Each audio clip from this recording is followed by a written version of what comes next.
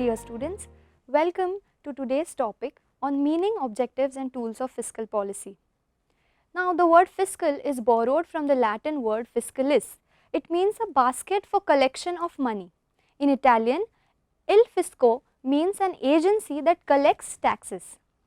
In turn, the word fiscal refers to the mode and system of collection of taxes and management of revenue. Today, fiscal policy has become an important aspect of public finance. It refers to the revenue and expenditure of government to achieve economic and social objectives.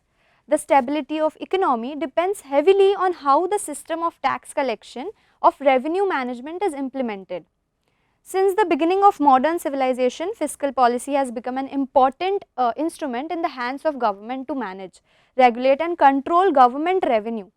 With the advancement of different theories of fiscal management and growth, various approaches towards revenue management of government are also advocated. In this lecture, we shall learn the concept and dimensions of fiscal policy. Now, the origin and evolution of fiscal policy is explained as the concept of fiscal policy gained importance only after John Keynes changed the economist's thinking about the concept through the book The General Theory of Employment, Interest and Money. Keynes felt that monetary policy on its own is not sufficient to achieve a growing economy with full employment.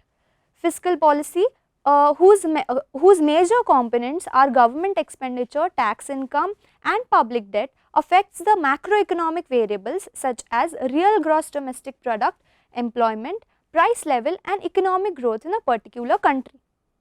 Now, what is the meaning and definition and some basic rules to set a fiscal policy? So, fiscal policy refers to a regulation of the level of government spendings, taxation and the public debt. It affects the level of government spending or taxation while the nominal money supply remains constant. Now, according to Arthur Smith, the term fiscal policy refers to a policy under which a government uses its expenditure and revenue programs to produce desirable effects and avoid undesirable effects on the national income, production and employment. Fiscal policy is based on certain basic rules. So, the rule number 1 can be said as during growing unemployment, the government should be interested in raising the level of aggregate demand to achieve full employment by using various measures. Measures such as increasing government expenditure on purchase of goods and services, increasing government transfer payments, reducing taxes by a combination of these or by a balanced budget expansion. So, rule number 2 is if there is inflation due to excess demand, the government should reduce the aggregate demand by adopting few measures. The measures can be increasing taxes, reducing government expenditure on goods and services, reducing transfer payments and a combination of all these. Now, saying all this, now let us go ahead with the objectives of fiscal policy. So, the objective of fiscal policy are development of effective mobilization of resources. For this to happen, huge financial resources are needed. Government has various means to collect the savings made by the public at large, which includes taxation, increasing savings of public sector by reducing public expenditure, increasing private sector savings by giving tax incentives. The second objective is efficient allocation of financial resources. One of the major objectives of fiscal policy is to allocate resources towards activities which are socially desirable and help in the development of economy on the whole. Thus, there are allocations for activities that help in development like railways, infrastructure, roads, power stations, etc. Next objective can be reduction in inequalities of income and wealth. So, the fiscal policy aims at reducing the inequalities of income and wealth through its instruments of taxation and public expenditure. A progressive taxation system transfers money from the rich to the poor. Public expenditure provides income through generation of employment. Next objective is price stability and control of inflation. So, stability is a major objective of any government for smooth growth and development. Through a contractionary fiscal policy where government curtails expenditure and increases tax rate to reduce purchasing power, leading to a decrease in demand and subsequently prices. Next objective is employment generation. Removal of unemployment is necessary for development of any economy. Government aims to create jobs through public expenditure in activities like infrastructure development. Balanced regional development is another objective. Like if India is taken as an example, all the regions are not at par in terms of development. Private sector is reluctant to invest in areas deficient in basic infrastructure. So, in such cases, the government steps in to bring about development through various policies. Reducing the deficit of the balance of payment can be another objective, where the tax incentives and the investment by government in industry is important for export helps in increasing export and subsequently reduces the deficit. Recently it was said that there will be efforts made to make the tax system simple in India to attract more foreign investment, which will also reduce the balance of payment deficit. Then another objective is capital formation. Capital formation requires savings for investing in projects. Thus, a fiscal policy should be designed in such a way so as to encourage savings, provide avenues for investment. This helps developing and underdeveloped countries to come out from the vicious circle of poverty. Increasing national income is the next objective, where a well designed fiscal policy causes increase in capital formation, which increases the gross domestic product, which in turn leads to an increase in per capita income and national income. Next objective is development of infrastructure. Now, infrastructure development takes place through public expenditure on building roads, power stations, facilities for water supply, etc. Private sector may not step in because of the long gestation period. Thus, government through its investment in such projects brings about infrastructure development. After that, let us discuss about the determinants, purposes and instruments of fiscal policy. So, what are the determinants of fiscal policy? Few important factors that influence formation of a good fiscal policy are rightly termed as determinants. In order to frame a sound fiscal policy, the planners often consider certain important determinants which are presented as a political factor. So, to some extent, politics decides what the fiscal policy will be like. Before elections, a government may undertake infrastructure development leading to an increase in public expenditure, may even declare incentives as populist measures. Then we have extent to public debt. Public debt determines the fiscal policy to be used. Government raises finances through various means to pay off the public debt, taxation, more borrowing, deficit financing. But care has to be taken so that the economic conditions should not be distorted. Taxation may lead to lower purchasing power, which decreases demand, leading to situations like recession, unemployment, etc.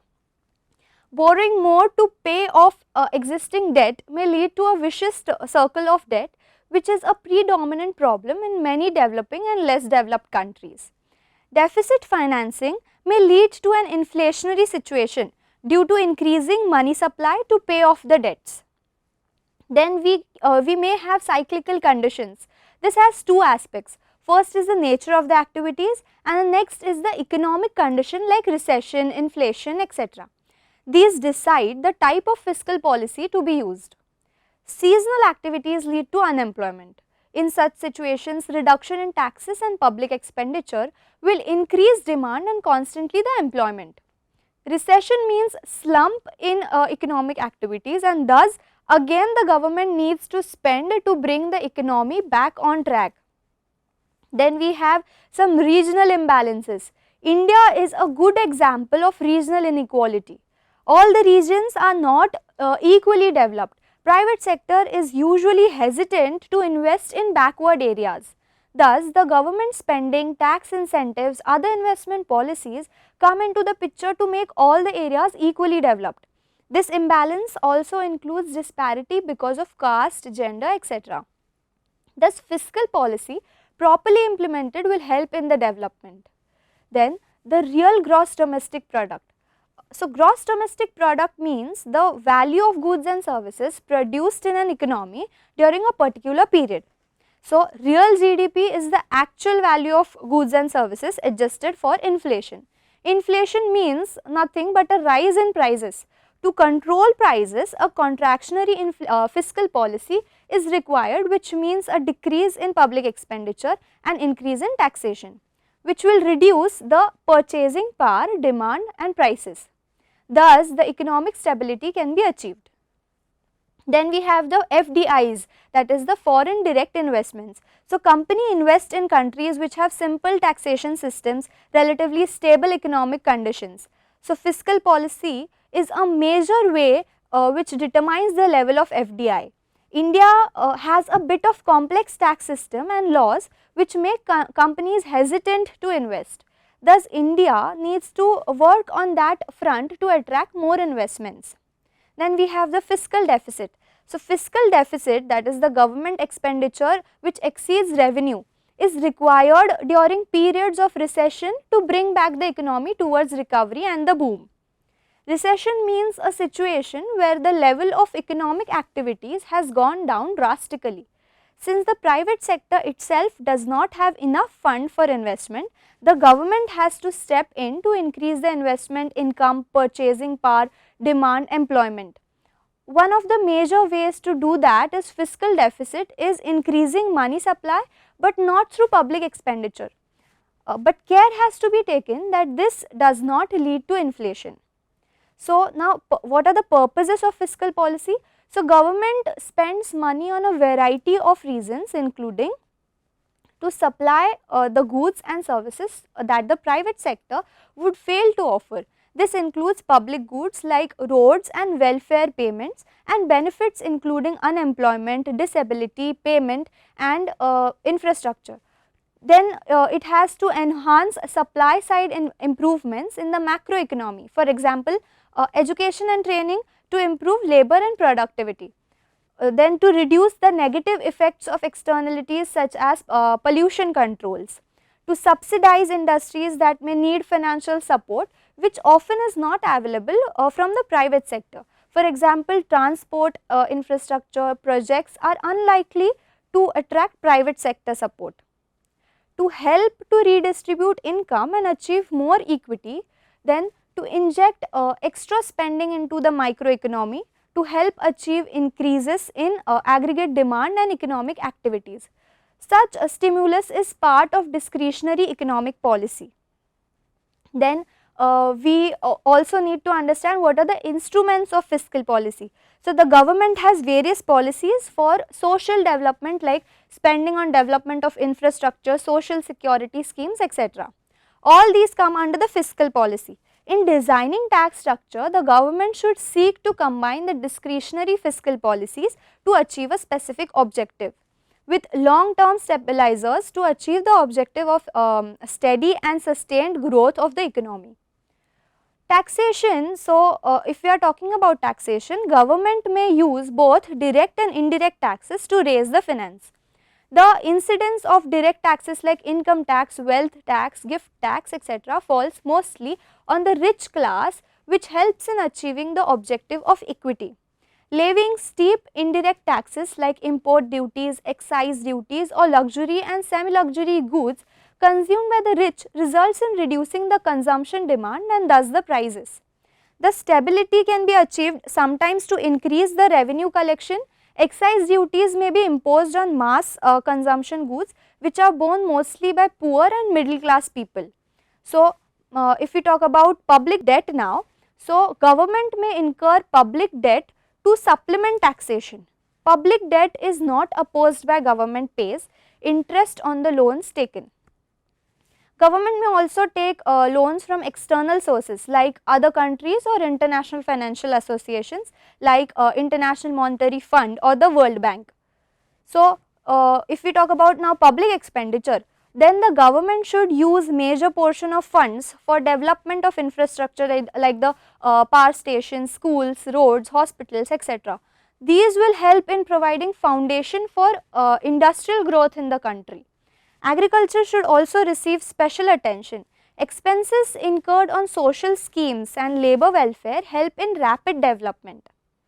Then what is deficit financing? So it has proved, deficit financing has proved as a very dependable mean of financing fiscal policies, but care should be taken that this does not lead to inflationary situations due to increase in money supply. Now, with all this being discussed, what are the problems in implementing fiscal policy and types of the fiscal policy is what we will discuss. So, let us now understand that what are the problems in implementing fiscal policy. So, there are few problems in implementing the fiscal policy. These problems are related with mechanical, structural and economic philosophy which the government adopts. These problems are discussed here. First one can be increased government spending should not have an adverse effect on private spendings. The demand for the resources should not clash with that of private sector, otherwise it would affect the concept of public welfare and development. Thus, the government should focus only on those projects which do not clash with that of the private sector. Then, the revival occurring due to the government spending may be temporary or artificial in nature. There are even chances of relapse or slump. The effort of government spending is to curtail unemployment resulting from a deficiency of private spending may not yield desired results. So, this occurs may be due to neutralization by opposite factors like structural unemployment or wage distortion unemployment. Then we have government spending may not on the right path correct the maladjustments causing the recession. Public works should not be considered as the be all and end all for removal of recession. It only acts as an expedient and compensates for the reduced private investment. Once the public expenditure creates grounds for recovery, the private investment also comes in automatically. So, now there are types of fiscal policies also. So, the different types of fiscal policies are, if we talk about it, the first one is expansionary fiscal policy, and expansionary fiscal policy is used during recession and depression. So, government spendings increases while the taxes reduce. All these are designed to increase the activities and thus increase the aggregate demand of goods and services and reduce unemployment. By boosting its own purchase of goods and services, the government tries to stimulate the economy. The government's debt policy should be designed such that all debts are paid off to increase the income holding of the bondholders. Then the second type of policy is the contractionary policy, which is used to reduce the inflationary effect. The government now here adopts a surplus budget which where revenue is more than the spending. This means that the tax rates are raised to reduce the income and thus purchasing power and demand are consequently prices. Government spending is reduced to complement the taxation policy and reduce the money supply in the economy in aggregate. With the basic understanding of fiscal policy, let us now understand monetary policy versus fiscal policy. So, monetary and fiscal policy are an inevitable part of the macroeconomic policy. These policies aim at sustainable economic growth. While the monetary and fiscal policy is related, they are two different ways of managing the economy. Monetary policy is focused on controlling the money supply, whereas the fiscal policy is focused on controlling taxation and spending by the government. So, monetary policy works most effectively when it is aligned with fiscal policy objectives. However, officials must be careful about using fiscal policy to influence the monetary authorities because it can result in a runaway inflation. On a similar note, fiscal policy has been less effective since the Great Recession of 2008 because many governments have failed to implement policies that align with expansionary monetary policy. So, let us look at the comparison of the fiscal policy and the monetary policy. If we define fiscal policy is the use of government expenditure and revenue collection to influence the economy, and the monetary policy is the process by which the monetary authority of a country controls the supply of money often targeting a rate of interest to attain a set of objectives oriented towards the growth and stability of the economy. If we look at the principles of both the policies, then the fiscal policy has the principle as manipulating the level of aggregate demand in the economy to achieve economic objectives of price stability, full employment and economic growth. On the other hand, manipulating the supply of money to influence outcomes like economic growth, inflation, exchange rates with other currencies and unemployment is of the monetary policy. Now, who are the policy makers? So, for the fiscal policy, the government is the policy maker, and for the monetary policy, the central bank is the policy maker. Then we have the policy tools. So, taxes, which is the amount of government spending, is for the fiscal policy, and money supply of credit control methods is for the monetary policy. The major concern for a decision maker in the coordination of both the policies, in spite of many differences, there are many issues which can be taken care within a broad common framework. So, the load of economic growth is borne by two pillars of economic management, that is the monetary policy and the fiscal policy. So, students, every economy according to the stage of development implements different fiscal policy. The purpose of fiscal policy is to maintain the pace of development, regulate the growth rate and provide justice to different sections of the society. So, the objective of fiscal policy vary from economy to economy. While setting the objective of fiscal policy, economic planners refer to consider the critical issues related with growth, development, aspiration of people, techniques of economic management and the economic philosophy to which the planners intend to adhere. So, if we conclude with the topic, then in this lecture we have studied different aspects of fiscal policy and its features. Let us remember that no economy can grow without any sound policies influencing its income, employment and production related issues. Often it is noticed that the fiscal policy becomes the core aspect of effective public policy. So, thank you very much all of you for attending the lecture, and I hope all of you have understood the same.